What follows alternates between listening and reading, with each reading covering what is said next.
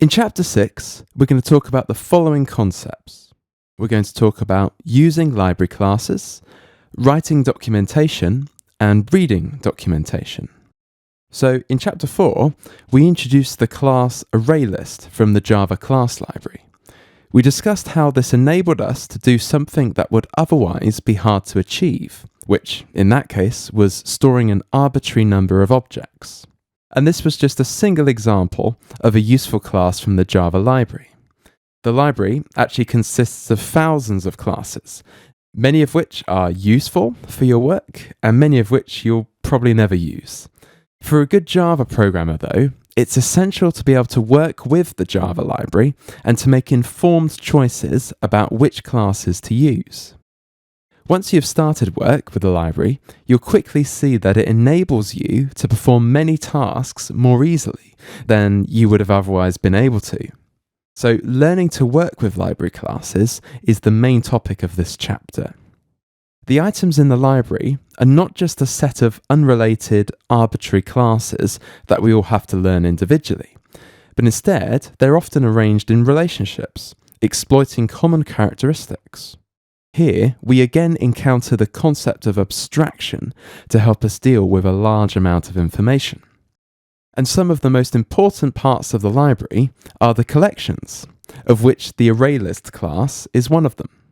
So we will discuss other sorts of collections in this chapter and see that they share many attributes among themselves that we can often abstract from the individual details of a specific collection and then talk about the collection classes in general.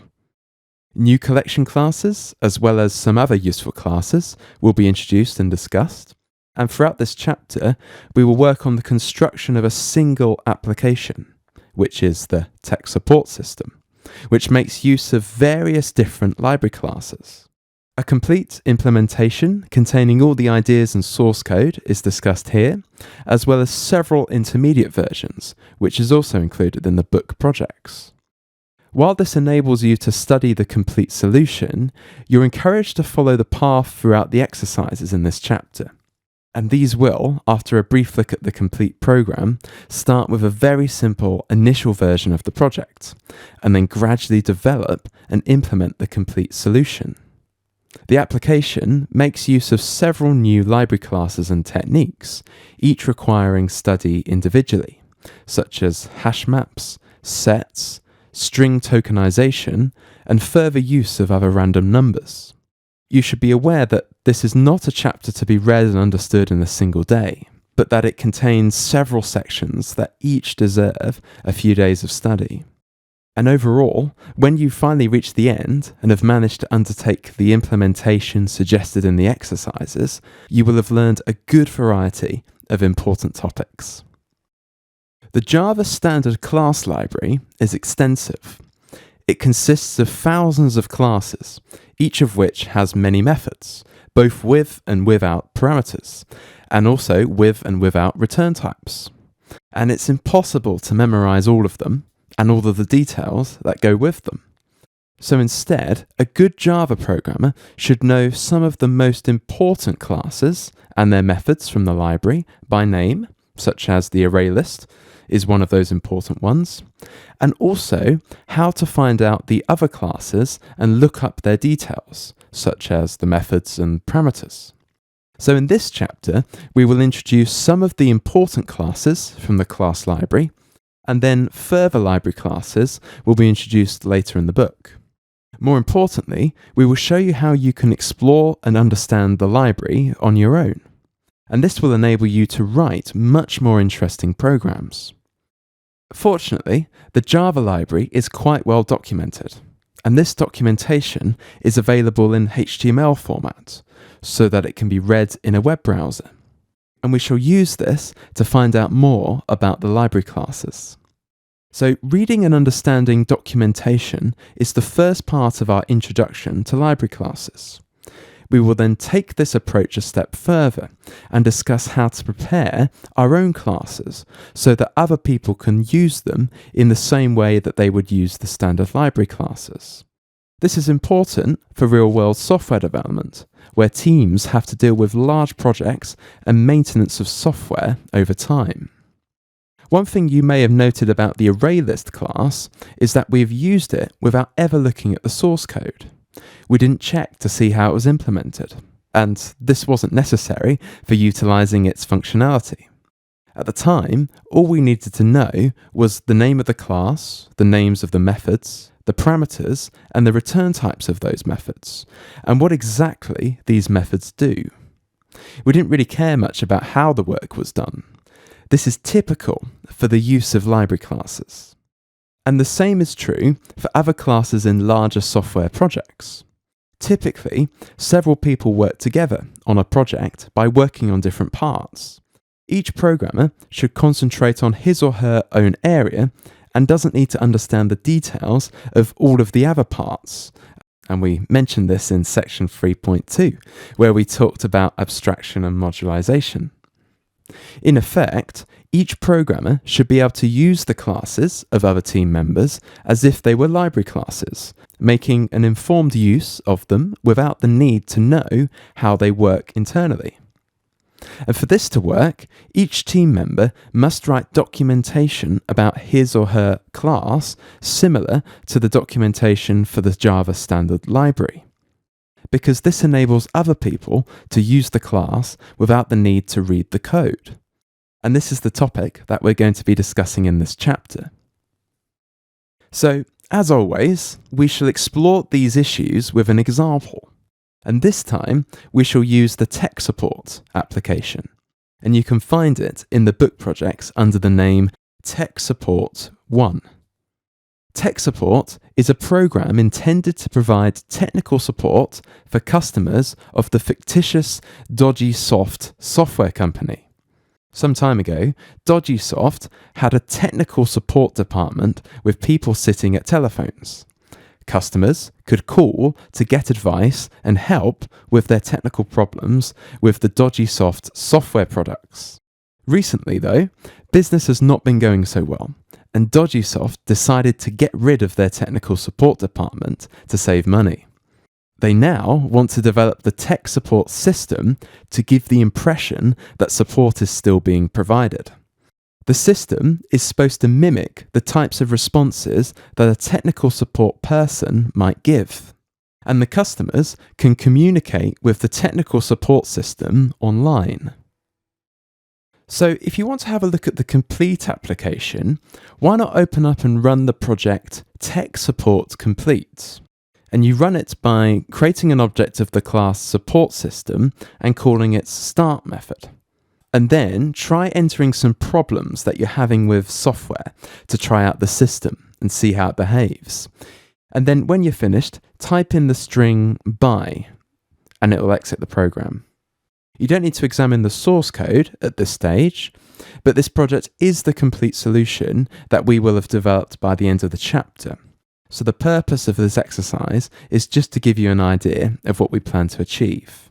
And then once you've had a play around with the complete version of the application, we're now going to start our detailed exploration of the TechSupport 1 project, which is the first rudimentary implementation of the system, which we will then improve throughout the chapter.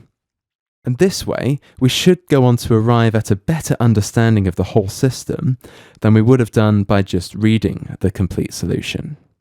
So in exercise 1, looking at the complete version of the system, you should have seen that the program essentially holds a dialogue with the user. The user can type in a question and the system responds. Try the same with our prototype version of the project, TechSupport 1. In the TechSupport's complete version, the system manages to produce reasonably varied responses. Sometimes they even make sense. But in the prototype version we're using as a starting point, the responses are much more restricted, as you can see here. You will notice very quickly that the response is always the same, which is, "That sounds interesting. Tell me more." This is, in fact, not very interesting at all, and also not very convincing when trying to pretend that we have a technical support person sitting at the other end of the dialogue. And shortly, we're going to try and improve this. However, before we do, we shall explore further what we have so far. The project diagram shows us 3 classes, which are support system, input reader, and responder, as can be seen here. Support system is the main class, which uses the input reader to get some input from the terminal and the responder to generate a response. Examine the input reader further by creating an object of this class and then looking at the object's methods. You will see that it only has a single method available, called getInput, which returns a string. So try it out. This method lets you type in a line of input in the terminal, and then returns whatever you typed in as a method result. We're not going to examine how this works internally at this point, but just note that the input reader has a getInput method that returns a string. And then do the same with the responder class. You will find out that it has a generateResponse method that always returns the string. That sounds interesting, tell me more. And this explains what we saw in the dialogue earlier. Now, let us look at the support system class a little more closely. And here we see the complete source code of the support system class. And here we see the source code of the class responder. And looking at this code, we see that the responder class is trivial. It only has one method that always returns the same string. And this is something that we shall improve later. But for now, we will concentrate on the support system class. Support system declares two instance fields to hold an input reader and a responder object, and it assigns those two objects in its constructor. At the end, it has two methods called printWelcome and printGoodbye, and these simply print out some text, which are a welcome message and a goodbye message, respectively. The most interesting piece of code is the method in the middle, start, and now we shall discuss this method in some more detail. Toward the top of the method is a call to print welcome, and at the end is a call to print goodbye. These two calls take care of printing these sections of text at the appropriate times. The rest of this method consists of a declaration of a Boolean variable and a while loop, and the structure is as follows. This code pattern is a variation of the while loop idiom discussed previously in section 4.10. We use the finished variable as a flag that becomes true when we want to end the loop, and with it, the whole program. And therefore we have to make sure that it's initially set to false. And remember that the exclamation mark is the not operator. The main part of the loop, the part that's done repeatedly whilst we wish to continue, consists of three statements if we strip it of the check for the exit condition, as can be seen here. Thus, the loop repeatedly reads some user input, asks the responder to generate a response, and then prints out that response. You may have noticed that the response doesn't depend on the input at all, and this is certainly something we shall have to improve later.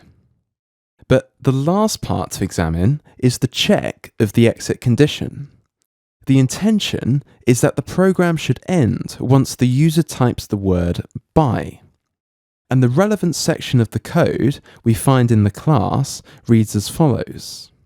If you understand these pieces in isolation, then it's a good idea to look again at the complete start method, as shown previously, to see whether you can understand everything together. In the last code fragment examined previously, a method called startsWith is used. Because that method is called on the input variable, which holds a string object, it must be a method of the string class. But what does this method do? And how do we find out? We might guess, simply from seeing the name of the method, that it tests whether the input string starts with the word bye. And we can verify this with an experiment. Run the TechSupport System again and type bye or bye everyone. You will notice that both versions cause the system to exit. Note, however, that typing bye starting with a capital letter or with a space in front of the word is not recognized as starting with by. This could be slightly annoying for the user, but it turns out that we can solve these problems if we know a bit more about the string class. So how do we find out more information about the starts with method or the other methods of the string class? The class string is one of the classes of the standard Java class library. We can find out more details about it by reading the library documentation for the string class. To do this, choose the Java class libraries item from the BlueJ help menu. And this will open a web browser displaying the main page of the Java API documentation, which stands for Application Programming Interface. And in the list of classes on the left, find and select the class string. And then the frame on the right will display the documentation of the string class. You will see that the documentation includes different pieces of information. They are, among other things, the name of the class, a general description of the purpose of the class, a list of the class's constructors and methods, the parameters and return types for each constructor and method, and a description of the purpose of each constructor and method. This information, taken together, is called the interface of a class. But note that the interface does not show the source code that implements the class. If a class is well described, that is, if its interface is well written, then a programmer doesn't need to see the source code to be able to use the class, because seeing the interface provides all the information needed. And this is abstraction in action once again. The source code behind the scene, which makes the class work, is called the implementation of the class. Usually, a programmer works on the implementation of one class at a time, while making use of several other classes via their interfaces. This distinction between the interface and the implementation is a very important concept, and it will surface repeatedly in this chapter as well as later chapters of this book. Note that the word interface has several meanings in the context of programming and Java. It's used to describe the publicly visible part of the class, which is how we have just seen it being used here, but it also has other meanings. The user interface, often a graphical user interface, a GUI, is sometimes referred to as just the interface. But Java also has a language construct called interface, which is discussed later in chapter 12, that is related but distinct from our meaning here. So it's important to be able to distinguish among the different meanings of the word interface in a particular context. The interface terminology is also used for individual methods. For example, the string documentation shows us the interface of the length method, as can be seen here. The interface of a method consists of the header of the method and a comment. The header of the method includes, in this order, an access modifier, which here is public, which we shall discuss below. Also includes the return type of the method, which is here int, the method name, and the list of parameters, which is empty in this particular example. And it should be said that the name and the parameters together are also called the signature of the method. The interface, therefore, provides everything we need to know in order to make use of this method. Back to our tech support system, we now want to improve the processing of input a little. We have seen in the discussion previously that our system is not very tolerant. For example, if we type a variation of the word by, either with an uppercase B or with a space in somewhere within that string, for instance, the word is not recognized. So we want to change that by adjusting the text read in from a user so that all these variations are recognized as by with a lowercase b. The documentation of the string class tells us that it has a method called trim to remove spaces at the beginning and at the end of the string. And we can use that method to handle the second problem case. One important detail about string objects is that they are immutable. That is, they cannot be modified once they've been created. Note carefully that the trim method, for example, returns a new string. It doesn't modify the original string. So pay close attention to the following pitfall comment. A common error in Java is to try and modify a string, for example, by writing input.toUpperCase. This is incorrect, as strings cannot be modified. But this unfortunately does not produce an error. This statement simply has no effect, and the input string remains unchanged. The toUpperCase method, as well as other string methods, does not modify the original string, but instead returns a new string that is similar to the original one, with some changes applied, and here with the characters changed to uppercase. So if we want our input variable to be changed, then we have to assign this new object back into the variable, which will discard the original one, like the following. Input equals input.toUpperCase. The new object can also be assigned to another variable or processed in other ways. So after studying the interface of the trim method, we can see that we can remove the spaces from an input string with the following line of code. Input equals input.trim. The code will request the string object stored in the input variable to create a new, similar string with the leading and trailing spaces removed. And the new string is then stored in the input variable because we have no further use for the old one.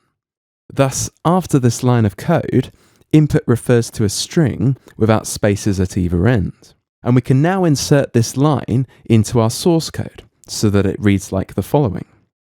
The first two lines can also be merged into a single line, which would read string input equals reader.getInput.trim. The effect of this line of code is identical to that of the first two lines shown previously.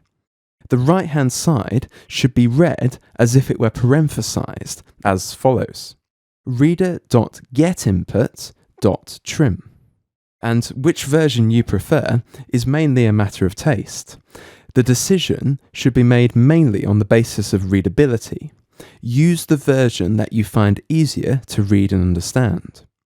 Often, novice programmers will prefer the two-line version, whereas more experienced programmers get used to the one-line style.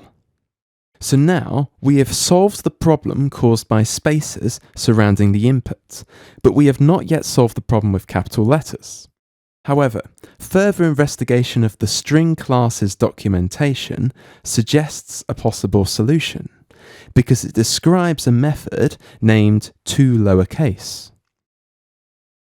An alternative solution would have been to check whether the input string is the string by, instead of whether it starts with the string by.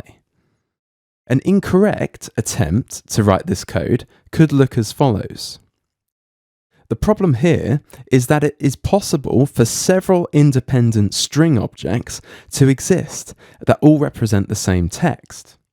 Two string objects, for example, could both contain the characters by, and the equality operator, which are the two equal signs next to each other, checks whether each side of the operator refers to the same object, not whether they have the same value. And this is an important difference to note. In our example, we're interested in the question of whether the input variable and the string constant by represent the same value, not whether they refer to the same object. Thus, using the equality operator in this instance is wrong, as it could return false even if the value of the input variable is by.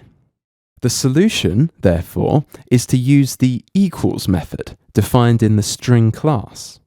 This method correctly tests whether the contents of two string objects are the same. The correct code, therefore, reads like the following. And this can, of course, be combined with the trim and the toLowerCase methods.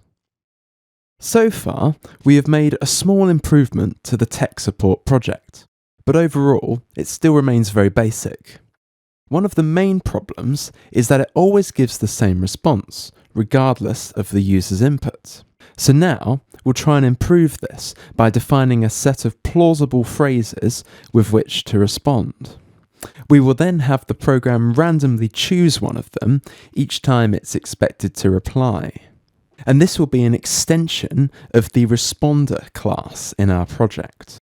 To do this, we will use an array list to store some response strings, generate a random integer number, and then use that random number as an index into the response list to pick one of our phrases.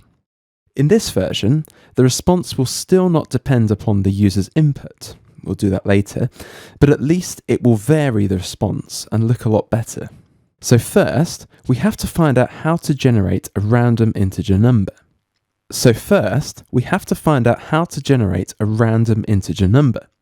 And generating random numbers on a computer is actually not as easy to do as one might initially think, because computers operate in a very well-defined deterministic way that relies on the fact that all computation is predictable and repeatable, and therefore they provide little space for real random behaviour. Researchers have, over time, proposed many algorithms to produce seemingly random sequences of numbers, but these numbers are typically not really random, but follow complicated rules. They are therefore referred to as pseudo-random numbers. In a language such as Java, the pseudo-random number generation has fortunately been implemented in a library class.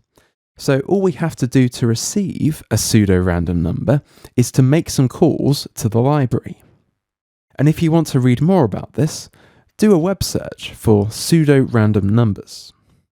The Java class library contains a class named random that will be helpful for our project.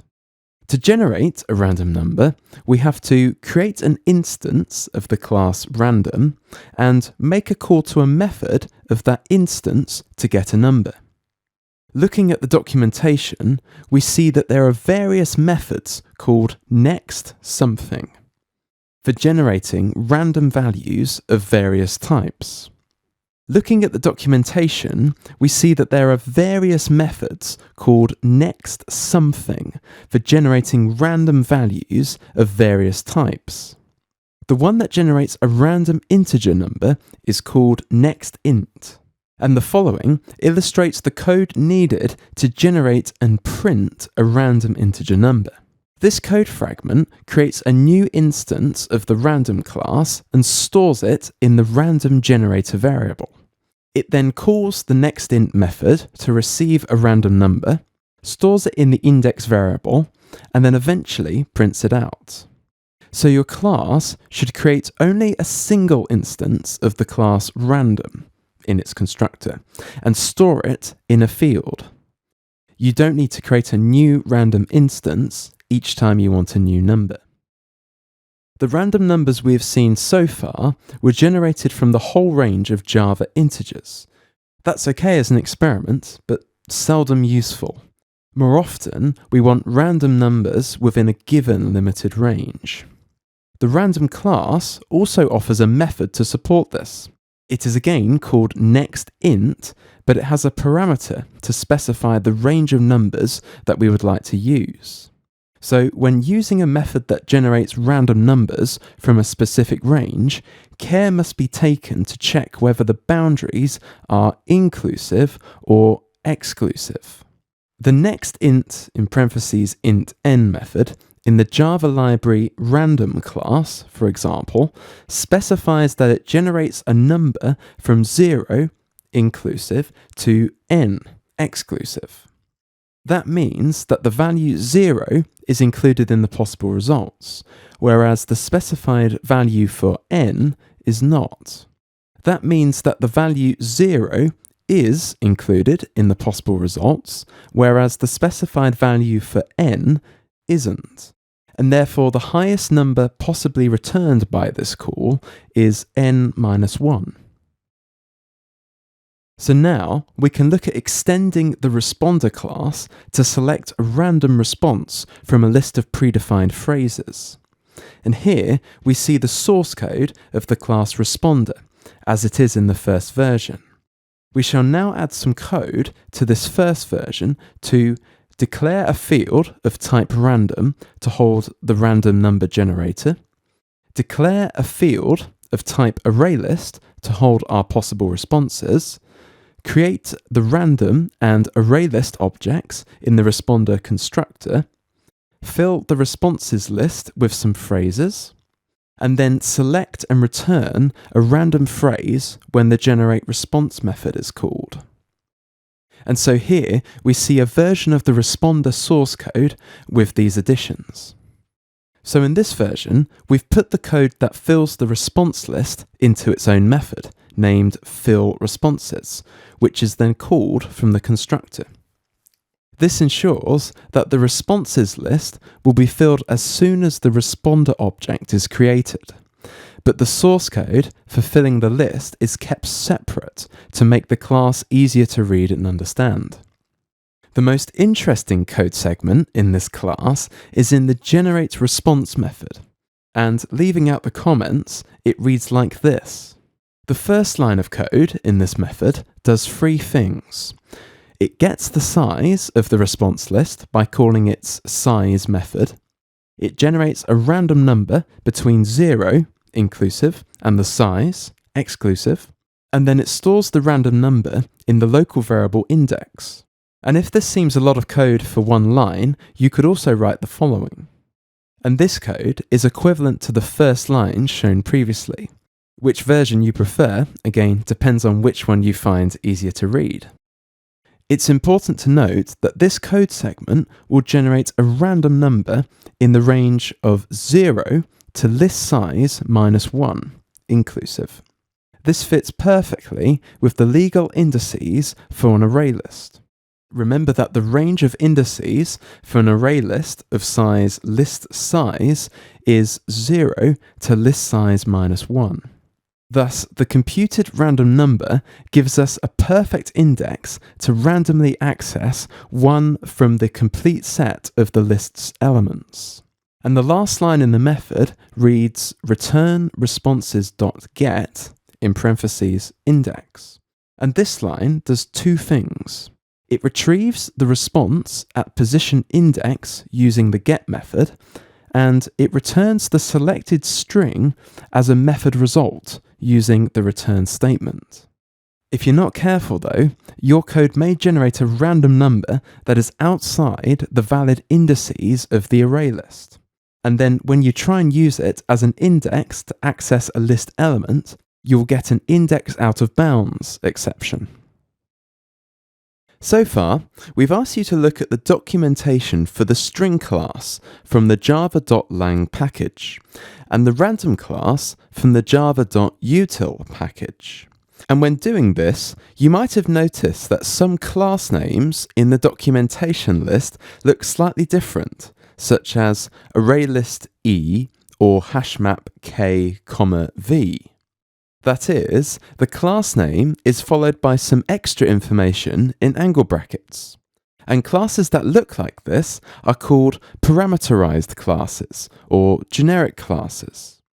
The information in the brackets tells us that when we use these classes, we must supply one or more type names in the angle brackets to complete the definition.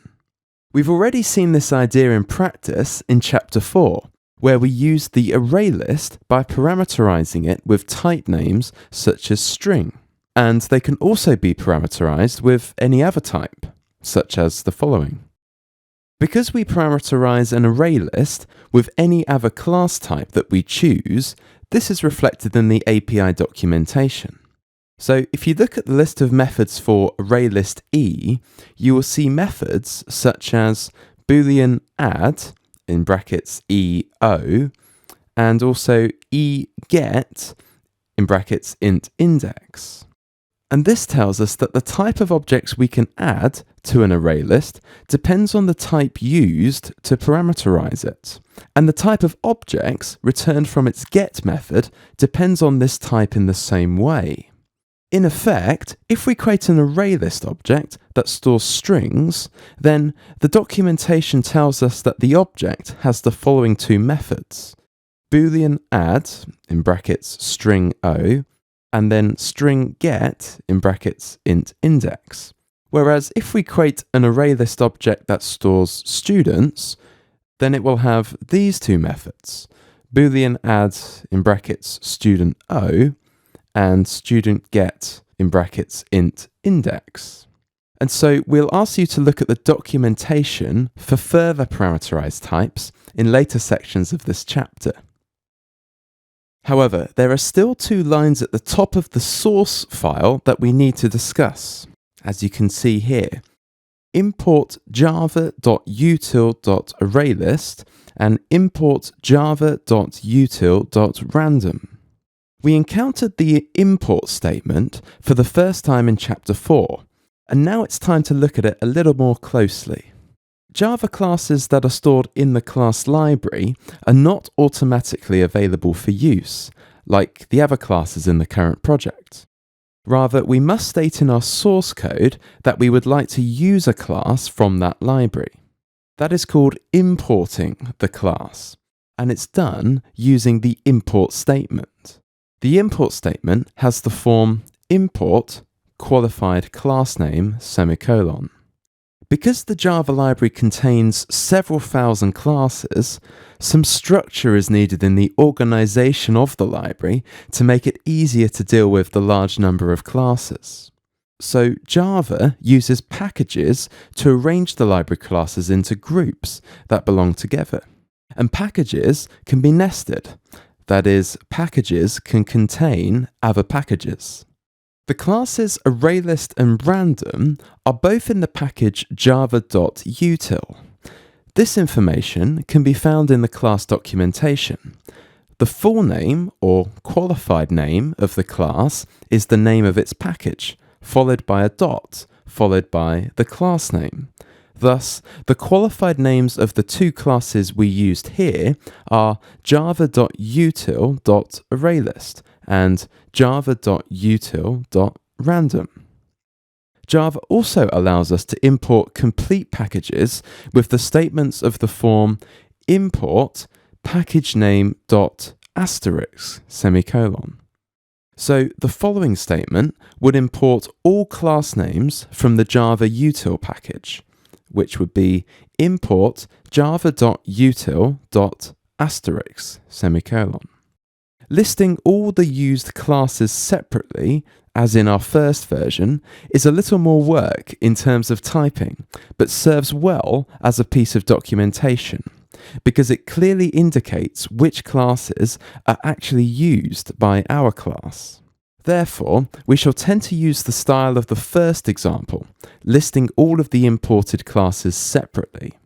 However, there's one exception to these rules, and that is that some classes are used so frequently that almost every class would import them. And these classes have been placed in the package java.lang, and this package is automatically imported into every class, so therefore we don't need to write an import statement for the classes in java.lang. And the class string is an example of such a class. So the solution discussed here is also used in the book projects under the name TechSupport 2. We recommend, however, that you implement it yourself as an extension of the base version. So we now have a solution to our technical support system that generates random responses. And this is better than our first version, but still not very convincing, because the input of the user doesn't reflect the response in any way. So this is an area we're now going to improve. The plan is that we shall now have a set of words that are likely to occur in typical questions, and we will associate these words with particular responses. So if the input from the user contains one of our known words, we can generate a related response. It's worth saying that this is still a very crude method because it still doesn't pick up upon the meaning of the user's input, nor does it recognize a context. But still, it can be surprisingly effective, and it's a good next step. So to do this, we're going to use a HashMap, and you'll find the documentation for the class HashMap in the Java library documentation. HashMap is a specialization of map, which you will also find documented. And you will see that you need to read the documentation of both of these classes to understand what a HashMap is and how it works. A map is a collection of key value pairs of objects. As with the array list, a map can store a flexible number of entries. One difference between the array list and a map is that with a map, each entry is not an object, but a pair of objects. And this pair consists of a key object and a value object. So instead of looking up entries in this collection using an integer index, as we did with the array list, we can use the key object to look up the value object. An everyday example of a map is a contacts list. A contacts list contains entries, and each entry is a pair, a name and a phone number. You can use a contacts list by looking up a name to get the phone number. And so we don't need to use an index, which would be the position of an entry in the contacts list, in order to find the phone number. So therefore, a map can be organized in such a way that looking up a value for a key is easy.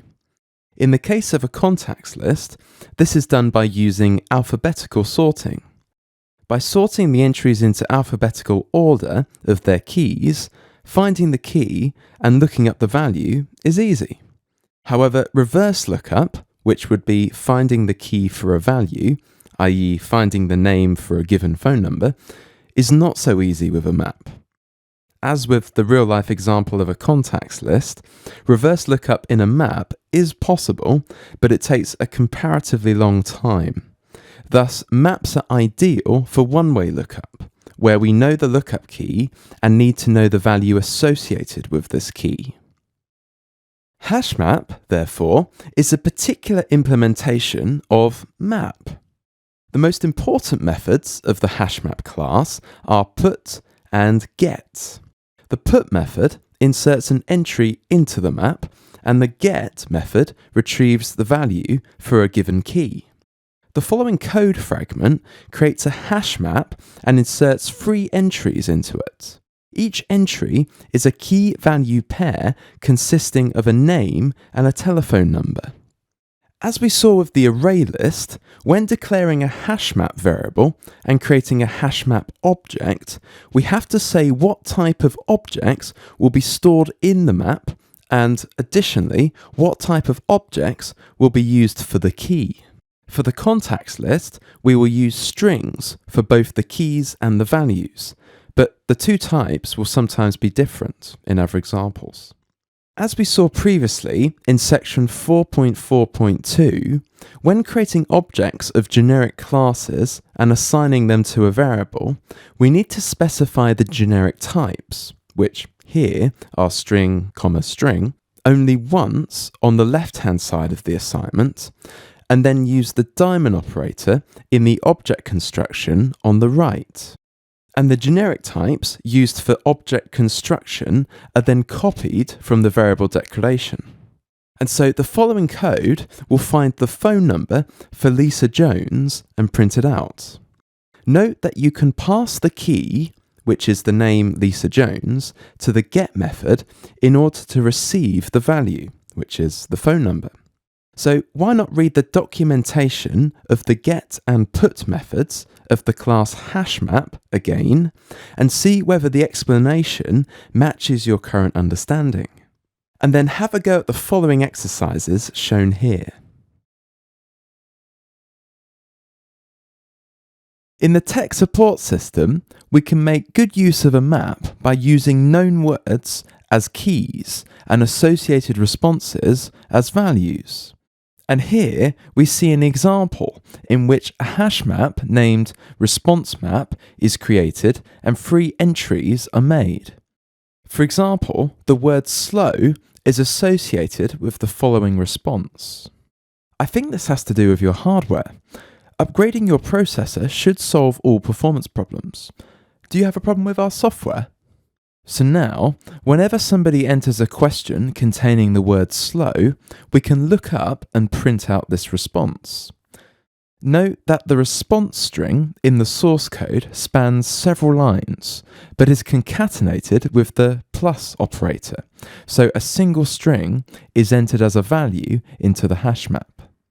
A first attempt at writing a method to generate the responses could now look like the generateResponse method shown here. And here, to simplify things for the moment, we assume that only a single word, for example slow, is entered by the user. And in this code fragment, we look up the word entered by the user in our response map. If we find an entry, we use this entry as the response. But if we don't find an entry for that word, we call a method named pickDefaultResponse. This method can now contain the code of the previous version of generateResponse, which randomly picks one of the default responses, as shown previously. The new logic, then, is that we pick an appropriate response if we recognize a word, or a random response out of our list of default responses if we don't. This approach of associating keywords with responses works quite well, as long as the user doesn't enter complete questions, but only single words. The final improvement to complete the application is to then let the user enter complete questions again, and then pick matching responses if we recognize any of the words in the questions. But this poses the problem of recognizing the keywords in a sentence that were entered by a user. In the current version, the user input is returned by the inputReader method as a single string. We shall now change this to a new version in which the inputReader method returns the input as a set of words. Technically, this will be a set of strings, where each string in the set represents a single word that was entered by the user. And if we can do that, then we can pass the whole set to the responder method, which can then check every word in the set to see whether it is known and has an associated response. So to achieve this in Java, we need to know about two things. Firstly, how to cut a single string containing a whole sentence into words, and secondly, how to use sets. And we discuss these issues in the next two sections.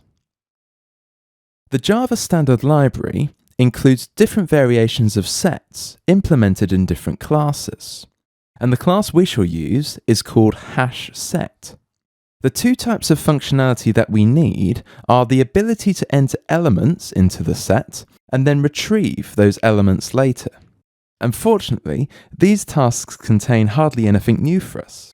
And to illustrate this, if you consider the following code fragment, compare this code with the statements needed to enter elements into an array list. There's almost no difference, except that we create a hash set this time instead of an array list. And now let us look at iterating over all the elements. Again, these statements are the same as the ones we use to iterate over an array list in Chapter 4. So in short, using collections in Java is quite similar for different types of collections. Once you understand how to use one of them, you can then use them all. The differences really lie in the behavior of each collection. A list, for example, will keep all the elements entered in the desired order, and then provides access to elements by an index, and it can also contain the same element multiple times. Whereas a set, on the other hand, doesn't maintain a specific order. For example, the elements may be returned in a for each loop in a different order from that in which they were entered. But the set ensures that each element is in the set at most once. Entering an element a second time simply has no effect. So now that we've seen how to use a set, we can investigate how we can cut the input string into separate words to be stored in a set of words. The solution is shown in the new version of the input reader's getInput method, as can be seen here. And here, in addition to using a hash set, we also use the split method, which is a standard method of the string class. The split method can divide a string into separate substrings and return those in an array of strings. Arrays will be discussed in more detail in the next chapter. The parameter to the split method defines at what kind of characters the original string should be split. And here we've defined that we want to cut our string at every space character. And so the next few lines of code create a hash set and then copy the words from the array into the set before returning the set. And so have a go at the following exercises shown here.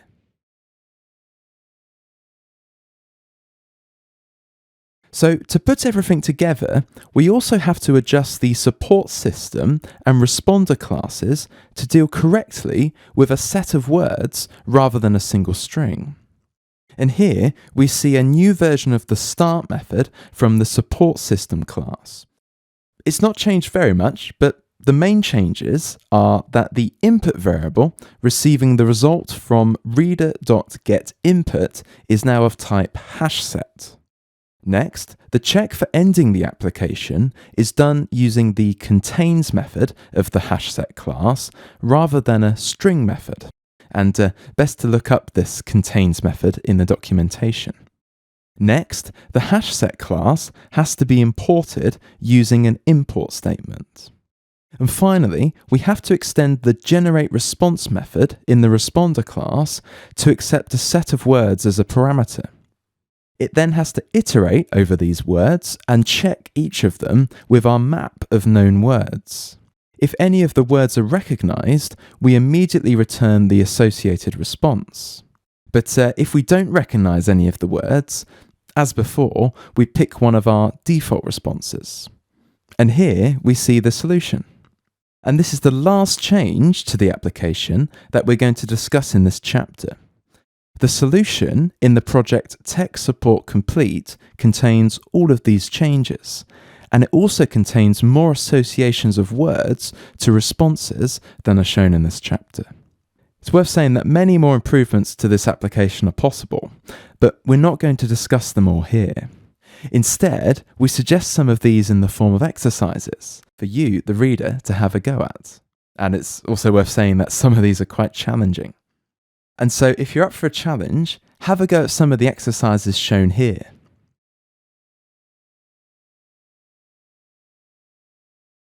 We have seen that with suitable parameterization, the collection classes can store objects of any object type. However, there remains one problem, in that Java has some types that are not object types. As we know, the simple types, such as int, boolean, and char, are separate from object types. Their values are not instances of classes, and it would not normally be possible to add them into a collection. This is unfortunate, because there are situations in which we might want to create a list of int values or a set of char values, for instance. So, what can we do about this? Java's solution to this problem is wrapper classes. Every primitive type in Java has a corresponding wrapper class that represents the same type but is a real object type.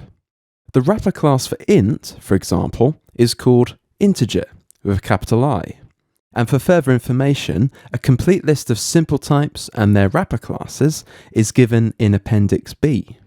The following statement explicitly wraps the value of the primitive int variable ix in an integer object, as we can see here. Integer iwrap equals new integer, and in brackets, ix. So now the iwrap object can easily be stored in an array list of integers collection. However, storing primitive values into an object collection is made even easier through a compilation feature known as Autoboxing.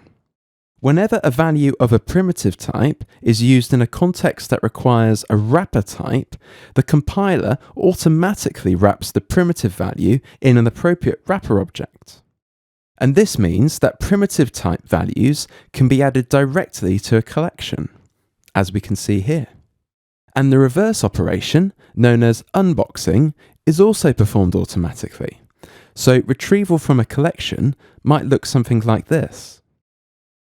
Autoboxing is also applied whenever a primitive type value is passed as a parameter to a method that expects a wrapper type, and when a primitive type value is stored in a wrapper type variable.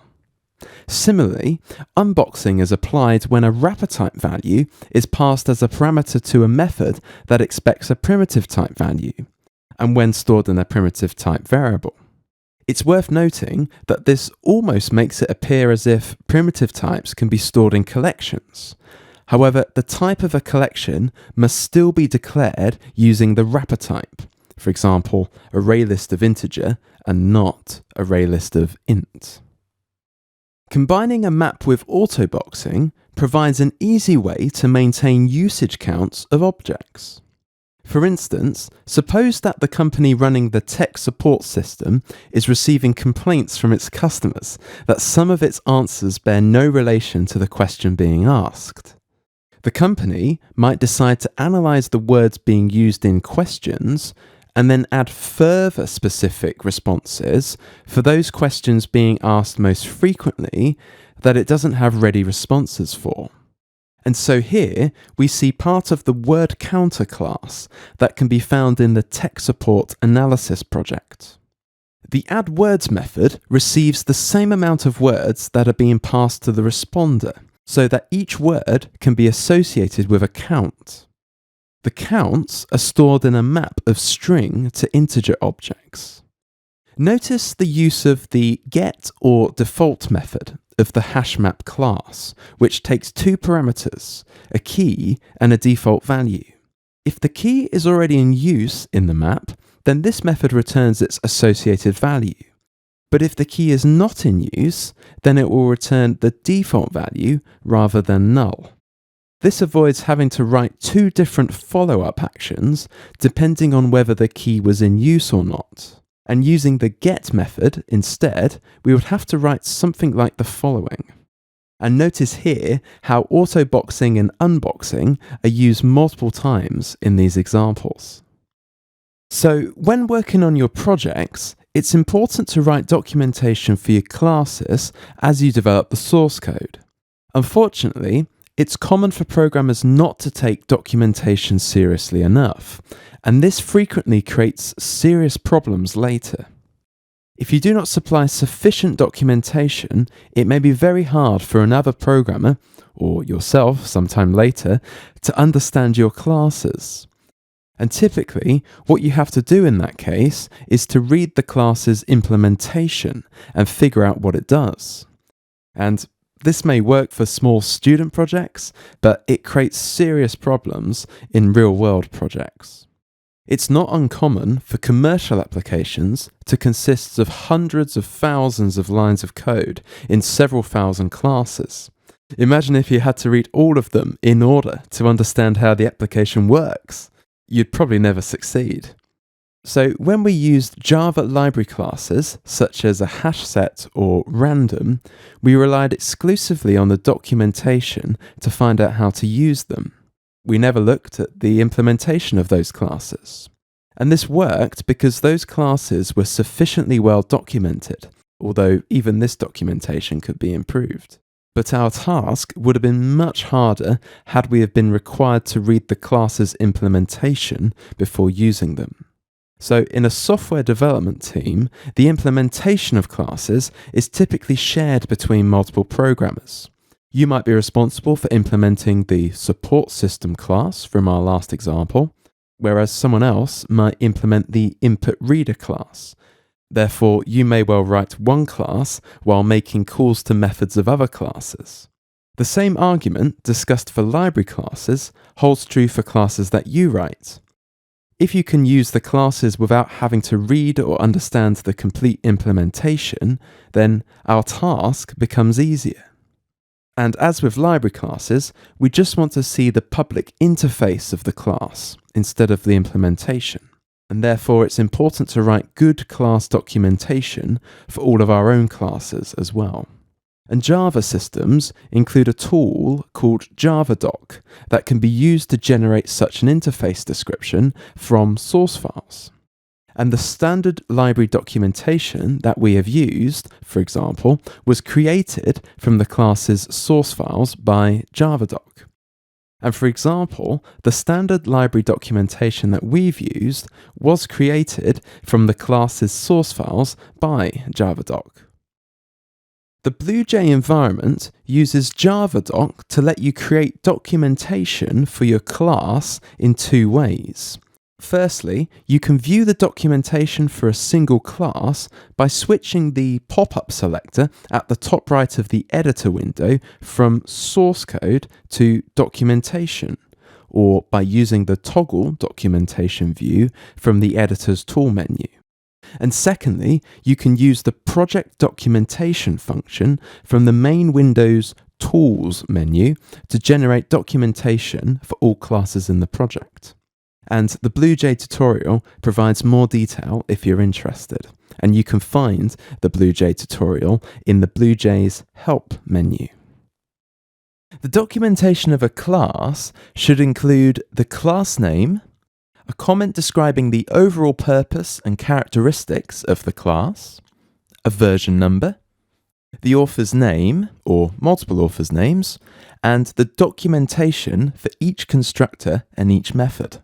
The documentation for each constructor and method should include the name of the method, the return type, the parameter names and types, a description of the purpose and the function of the method, a description of each parameter, and a description of the value returned. In addition, each complete project should have an overall project comment, often contained in a README file. And in BlueJ, this project comment is accessible through the text note displayed in the top left-hand corner of the class diagram. Some elements of the documentation, such as names and parameters of methods, can always be extracted from the source code. But other parts, such as the comments describing the class, methods, and parameters, need more attention, as they can easily be forgotten, incomplete, or incorrect. In Java, Javadoc comments are written with a special comment symbol at the beginning. The comment start symbol must have two asterisks to be recognized as a Javadoc comment. Such a comment immediately preceding the class declaration is read as a class comment. And if the comment is directly above a method signature, it's considered to be a method comment. The exact details of how documentation is produced and formatted are different depending upon programming languages and environments. The content, however, should be more or less the same.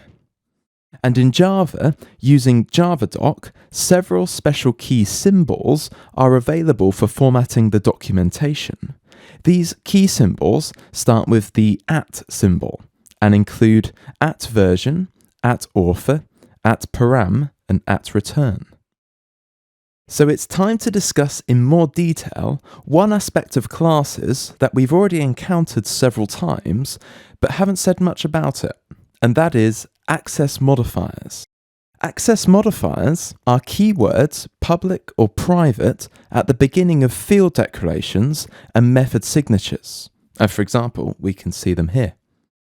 Fields, constructors, and methods can all be either public or private, although so far we have seen mostly private fields and public constructors and methods, and we shall say more about this shortly. Access modifiers define the visibility of a field, constructor, or method. If a method, for example, is public, it can be invoked from within the same class or from any other class. Private methods, on the other hand, can be invoked only from within the class in which they're declared. They're not visible to other classes. Now that we've discussed the difference between the interface and the implementation of a class, as we said in section 6.3.1, we can now more easily understand the purpose of these keywords. Remember, the interface of a class is a set of details that another programmer using the class needs to see. It provides information about how to use the class. And the interface includes the constructors, method signatures, and comments. And it's also referred to as the public part of the class, as its purpose is to define what the class does. On the other hand, the implementation is the section of a class that defines precisely how the class works. The method bodies, containing the Java statements, and most fields are part of the implementation. And the user of a class doesn't need to know about the implementation. In fact, there are good reasons why a user should be prevented from knowing about the implementation, or at least from making use of this knowledge. And this principle is called information hiding. So the public keyword declares an element of a class, a field or a method, to be part of the interface, i.e. publicly visible, whereas the private keyword declares it to be part of the implementation, i.e. hidden from outside access. In many object-oriented programming languages, the internals of a class, its implementation, are hidden from other classes. And there are two aspects to this. First, a programmer making use of a class should not need to know the internals. And second, a user should not be allowed to know the internals. The first principle, not needing to know, has to do with abstraction and modularization, as we discussed in Chapter 3. Because if it were necessary to know all internals of all classes we needed to use, we would never finish implementing large systems. But the second principle, not being allowed to know, is different. It also has to do with modularization, but in a different context. And this is where the programming language doesn't allow access to the private section of a class by statements in another class. And this ensures that one class doesn't depend on exactly how another class is implemented. And this is very important for maintenance work, as it's a very common task for a maintenance programmer to later change or extend the implementation of a class to make improvements or fix bugs. Ideally, changing the implementation of one class should not make it necessary to change other classes as well. And this issue is known as coupling. If changes in one part of a program do not make it necessary to make changes in another part of a program, this is known as weak coupling, or in other words, loose coupling. And loose coupling is good because it makes the maintenance programmer's job much easier. Instead of understanding and changing many classes, he or she may only need to understand and change one class. For example, if a Java systems programmer makes an improvement to the implementation of the ArrayList class, you would hope that you would not need to change your code when using this class.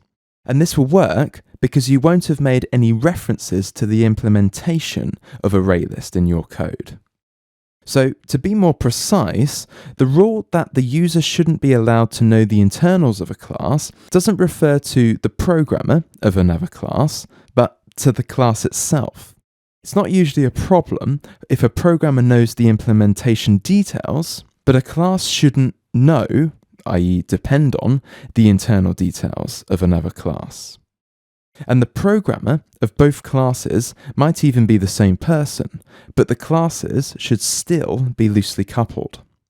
These issues of coupling and information hiding are very important, and we'll have more to say about them in later chapters. But for now, it's important to understand that the private keyword enforces information hiding by not allowing other classes access to this part of the class. This ensures loose coupling and makes the application more modular and easier to maintain. So most methods we've seen so far were public, and this ensures that other classes can call these methods. Sometimes, though, we have made use of private methods. In the support system class of the TechSupport System, for instance, we saw that the methods printWelcome and printGoodbye were declared as private methods. The reason for having both options is that methods are actually used for different purposes. They're used to provide operations to the users of a class, which are the public methods, and they're also used to break up a large task into several smaller ones to make the large task easier to handle. So in the second case, the subtasks are not intended to be invoked directly from outside of the class, but instead they're placed in separate methods purely to make the implementation of a class easier to read. In this case, such methods should be private, and the print welcome and print goodbye methods are examples of this. Another good reason for having a private method is for a task that is needed, i.e. a subtask, in several of a class's methods. So instead of writing the code multiple times, we can write it once in a single private method and then call this method from several different places.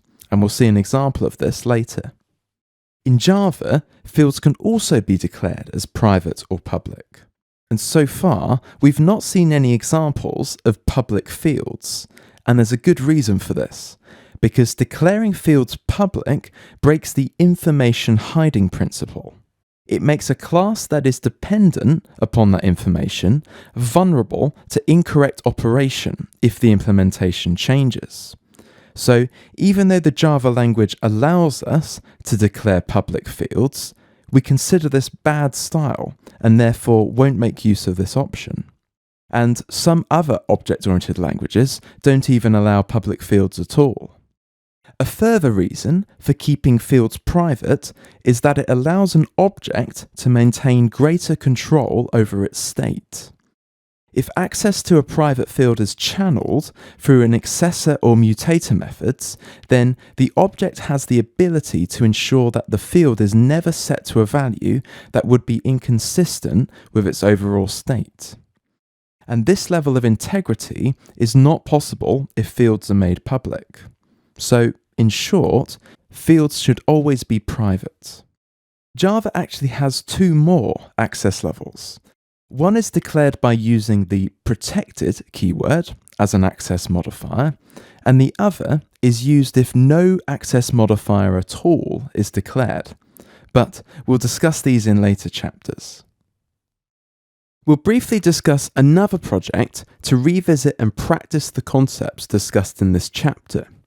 The project is named Scribble, and you can find it in the Chapter 6 folder of the book projects.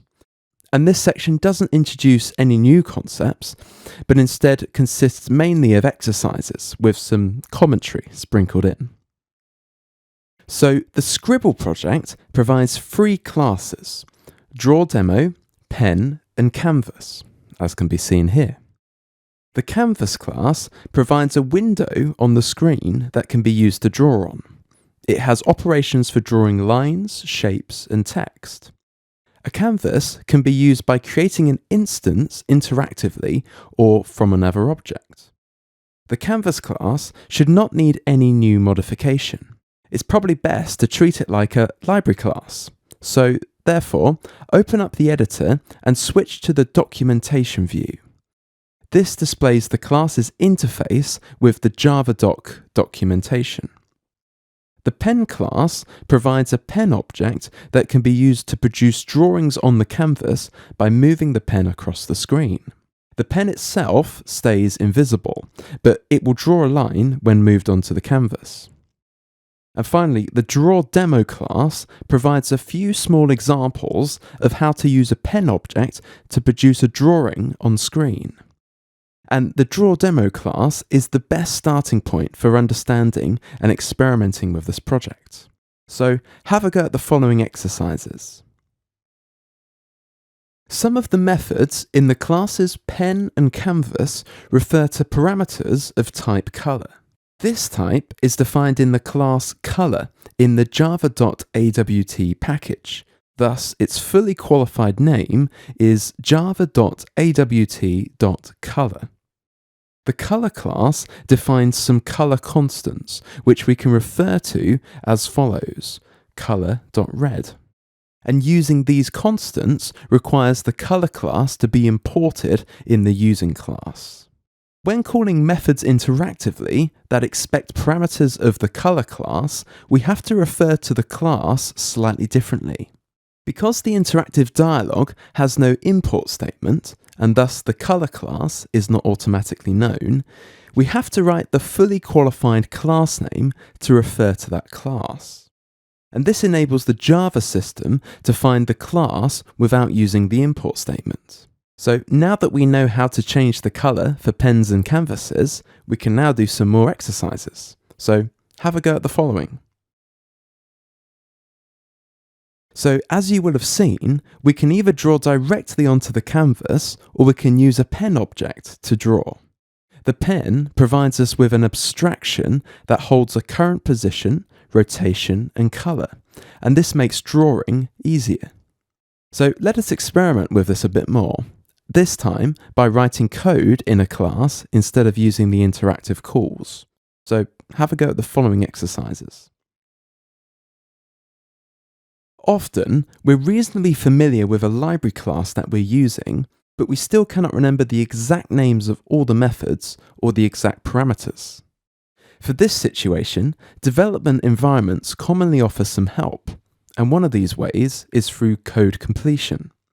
Code completion is a function that's available in BlueJ's editor when the cursor is behind the dot of a method call. In this situation, typing Control space will bring up a pop-up listing all the methods in the interface of the object that we're using in the call, as can be seen here. And when the code completion pop-up is displayed, we can type the beginning of the method name to narrow down the method list. Hitting return enters the selected method call into our source code. And code completion can also be used without a preceding object to call local methods.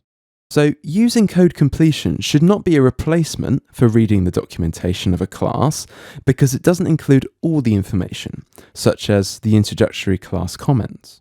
But once we're reasonably familiar with the class in general, code completion is a great aid for more easily recalling the details of a method and entering the call into our source.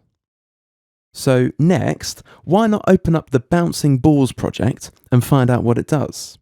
Try creating a ball demo object and then execute its bounce method. And then for an exercise, change the method bounce in the class ball demo to let the user choose how many balls should be bouncing. And for this exercise, you should use a collection to store the balls. And this way, the method can deal with 1, 3, 75, or any number of balls. And then the balls should initially be placed in a row along the top of the canvas. So which type of collection should you choose? So far, we've seen an array list, a hash map, and a hash set. Why not try the next two exercises first before you write your implementation? So far, we haven't looked at the bouncing ball class, and if you're interested in really understanding how this animation works, you may want to study this class. Most of it's reasonably simple, but the only method that takes some effort to understand is move, where the ball changes its position to the next position in its path.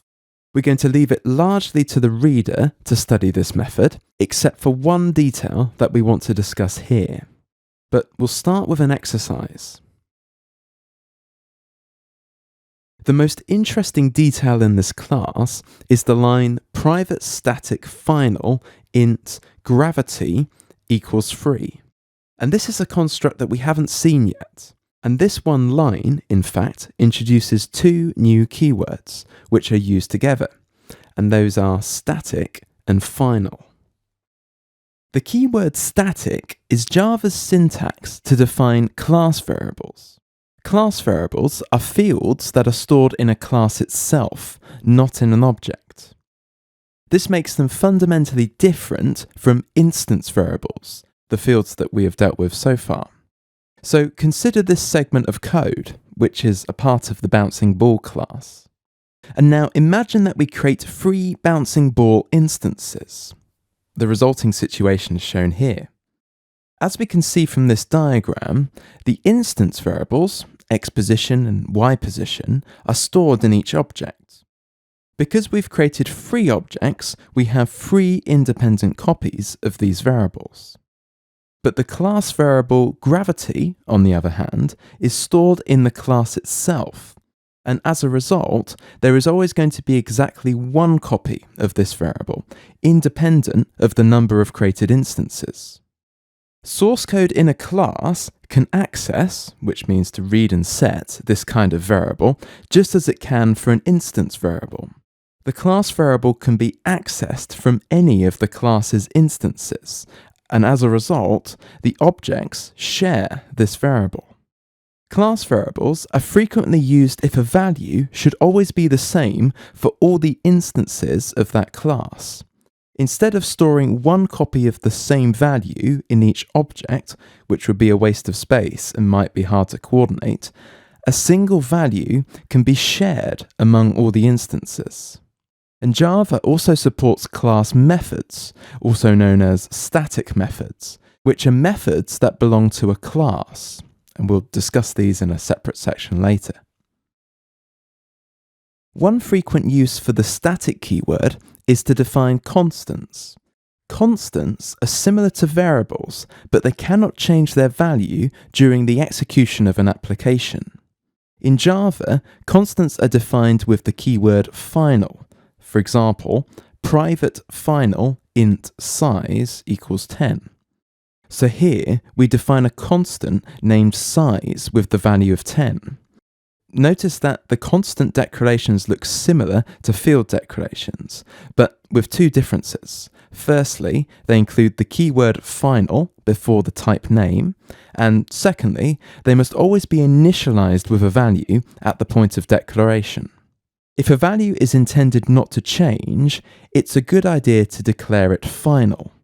This ensures that it cannot be accidentally changed later. Any attempt to change a constant field will result in a compile time error message. And constants are, by convention, often written in capital letters, and we're going to follow that convention in this book. In practice, it's frequently the case that constants apply to all instances of a class. In this situation, we declare class constants, and class constants are constant class fields, and they're declared by using a combination of the static and final keywords. For example, private static final int size equals 10.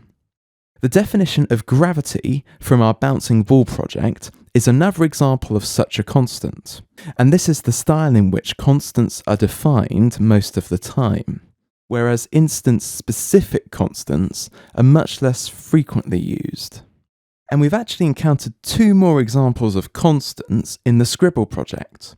The first example was the two constants used in the pen class to define the size of the random squiggle. And if you can't remember, go back to the project and have a look at them. And the second example was the use of the color constants in that project, such as color.red. And in that case, we didn't define the constants, but instead used constants defined in another class. The reason we could use the constants from the class color is that they were declared public, as opposed to other fields, which we commented earlier that they should never be declared public. Declaring constants public is generally unproblematic and sometimes useful. So far, all the methods that we have seen have been instance methods, in that they're invoked on an instance of a class. What distinguishes class methods from instance methods is that a class method can be invoked without an instance. Having the class is enough. In section 6.14, we discussed class variables. Class methods are conceptually related and use a related syntax, and that is the keyword static in Java. Just as class variables belong to the class rather than to an instance, so do class methods. A class method is defined by adding the keyword static in front of the type name in the method's header, as we can see here, which says public static int get number of days this month. Such a method can then be called by specifying the name of the class in which it was defined before the dot in the usual dot notation. If, for instance, the above method is defined in the class calendar, the following call invokes it, calendar.getNumberOfDays this month. And note that it is the name of the class that's used before the dot, not an object. No object has been created. Because class methods are associated with a class rather than an instance, they have two important limitations. The first limitation is that a class method may not access any instance fields declared in the class. This is logical because instance fields are associated with individual objects. So instead, class methods are restricted to accessing class variables from their class. The second limitation is like the first, where a class method may not call an instance method from the class. A class method can only invoke other class methods defined in its class. But you'll find that we write very few class methods in the examples in this book. So when we finish writing a program, we might pass it on to someone else to use. To do this, it would be nice if people could use it without the need to start BlueJ. But for this to be the case, we need one more thing, which is a specific class method known as the main method. So if we want to start a Java application without BlueJ, we need to use a class method. In BlueJ, we typically create an object and invoke one of its methods. But without BlueJ, an application starts without any object in existence. Classes are the only things we have initially, so the first method that can be invoked must be a class method. The Java definition for starting applications is quite simple. The user specifies the class that should be started, and the Java system will then invoke a method called main in that class. And this method should have the specific signature public static void main, and then in parentheses, string square brackets args. If such a method doesn't exist in that class, an error is reported. And Appendix E describes the details of this method and the commands needed to start the Java system without BlueJ. So have a go at these few exercises here and see if you can add a main method and then execute your program without BlueJ. So dealing with class libraries and class interfaces is essential for a competent programmer. And there are two aspects to this topic. Reading class library descriptions, especially class interfaces, and writing them. It's important to know some of the essential classes from the standard Java class library, and to be able to find out more when necessary. And in this chapter, we've presented some of the most important classes and discussed how to browse the library documentation. It's also important to be able to document any class that's written in the same style as the library classes, so that other programmers can easily use the class without the need to understand the implementation. And this documentation should include good comments for every project, class, and method. And using Javadoc with Java programs will help you to do this.